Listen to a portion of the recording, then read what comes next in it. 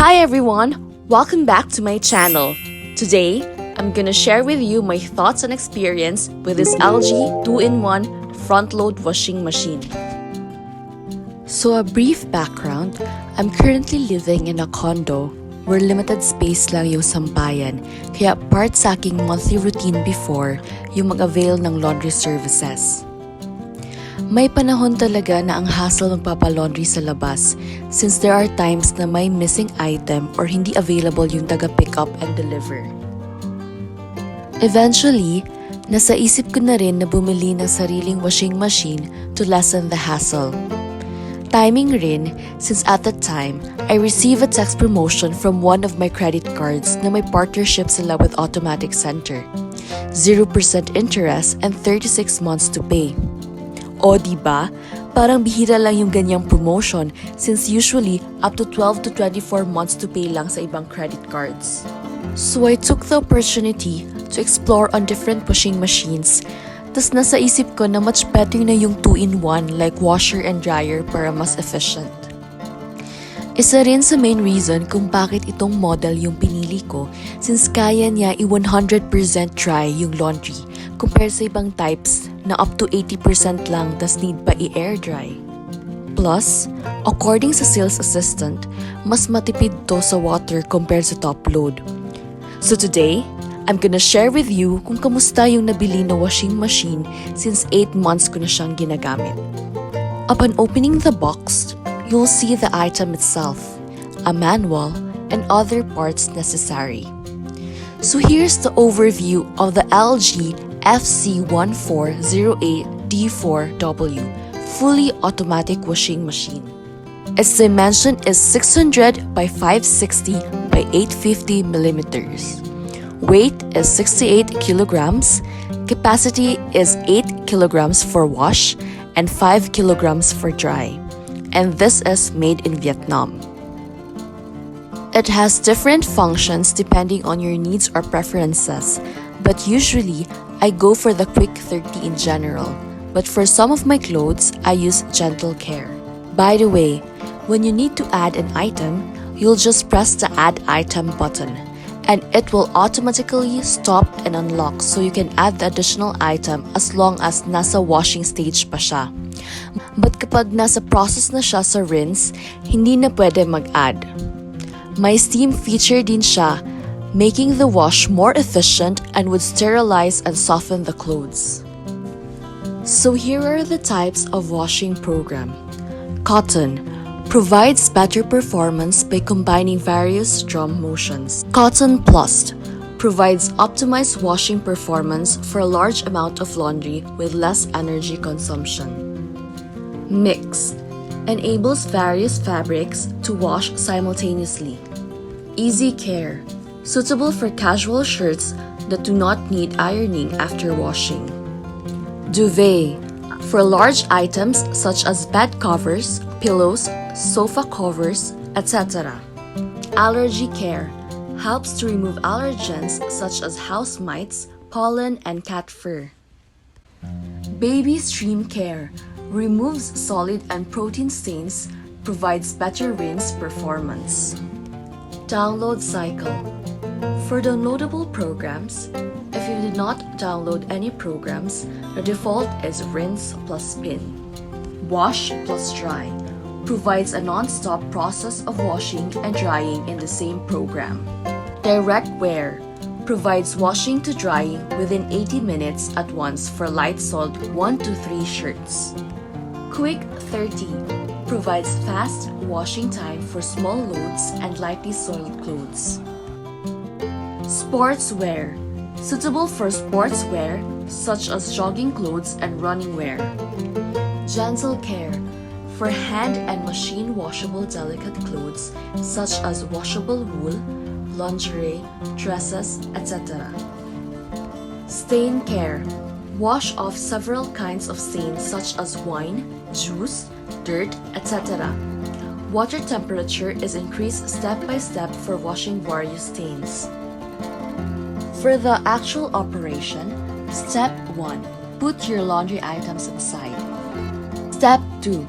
Add cleaning product to this side since the other side is for pre-wash and itong side na to is for fabric softener. I also suggest to use liquid detergent para mas mabilis mag-rinse compared to powder. Step 3. Turn on the washing machine. And Step 4. Turn on water supply. Make sure na hindi too low yung pressure ng water kasi may magpaprompt na IE error message sa display which means inadequate water supply. Step 5. Choose desired washing cycle.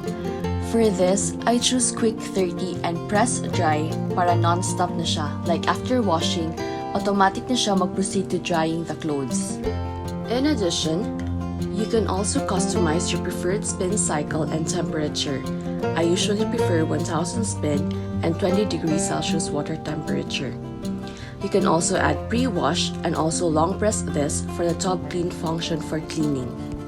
You can also add rinse plus if you want to have additional rinse cycle than usual, and long press here for crease care. Pwede nyo gamitin to sa mga basahan or yung mga masyadong na-stained na mga damit. Press delay end for additional time cycle. Step 6. Begin cycle by pressing the start button. Once it's started, the equipment will be locked.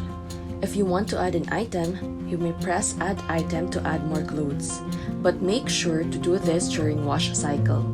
As mentioned earlier, you can no longer add item once it proceeds to rinse.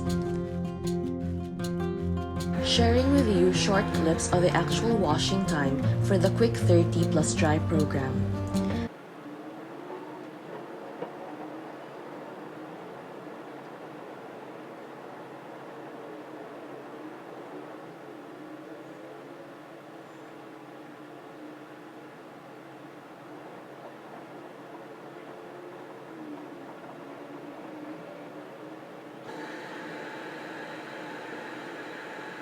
After 12 minutes, it will start the rinse cycle.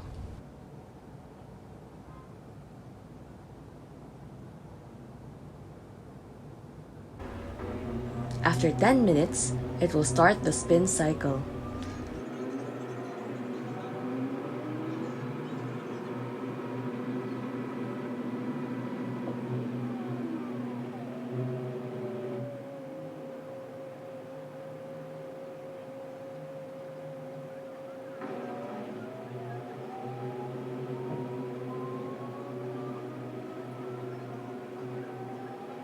After 25 minutes, it will start the dry cycle.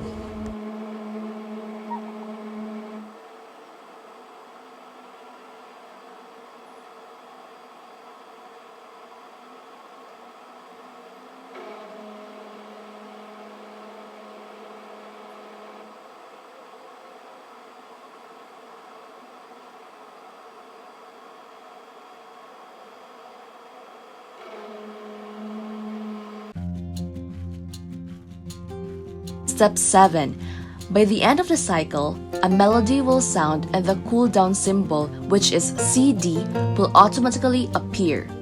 After 11 minutes, you may press any button to turn it off, but I prefer pressing the power button. Step 8.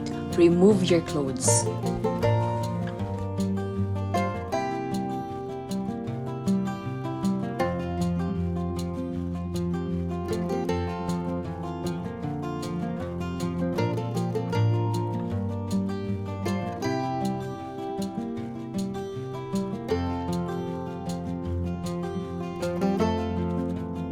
It's also important to clean your washing machine depending on your usage. I use baking soda as a cleaning agent. When cleaning, you also need to remove the water and dirt inside the cover cap, located on the lower right of the equipment.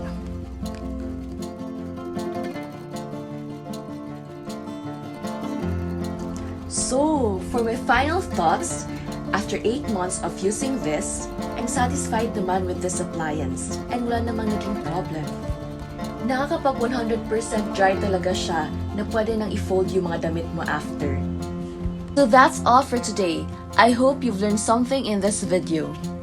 And oh, by the way, if you're planning to buy any appliances, suggest to check on your credit card promos. Mainly, they have promotions such as 0% interest on installment for 12, 24, or 36 months to pay para hindi masyadong mabigat bayaran. So ayun, thank you so much for watching. Please like, share, and subscribe. Bye-bye!